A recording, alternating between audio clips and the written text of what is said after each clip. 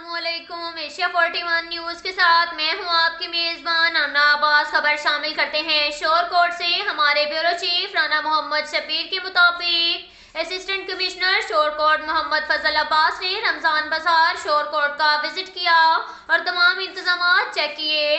Assistant commissioner Shorkot Mohammad Fazal Abbas ने CEO municipal committee Shorkot Tariq Javed, doctor Javed deputy district livestock Shorkot Qandeel Sajjad, head clerk AC Shorkot, महकमा माल revenue officer नायब तहसीलदार मुख्तार हुसैन जाफरी, सदर फ्रूट सब्जी राना मोहम्मद शबीर, जनरल सेक्रेटरी राना मोहम्मद आसिफ के हमरा रमजान बाजार तहसील चौक शोरकोट का विजिट किया।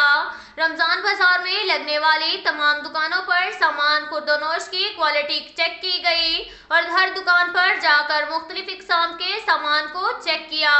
ड्यूटी पर मौजूद मोहम्मद मुमताज पटवारी, Mohammad Altaf patwari, sub inspector market committee Mohammad Iqbal ने असिस्टेंट कमिश्नर शोरकोट को बताया कि रमजानुल मुबारक में रमजान बाजार में लगने वाले तमाम स्टॉलों पर मियारी अशिया खुर्दोनोश मौजूद रहेंगी और आम बाजार से कम कीमत पर दी जाएंगी। इस मौका पर assistant commissioner Shorkot doctor Javed Iqbal ने बड़ा गोश्त, छोटा गोश्त और मुर्गी के गोश्त के स्टॉल को भी चेक किया और गोश्त के मियारी होने पर इत्मीनान का इजहार किया।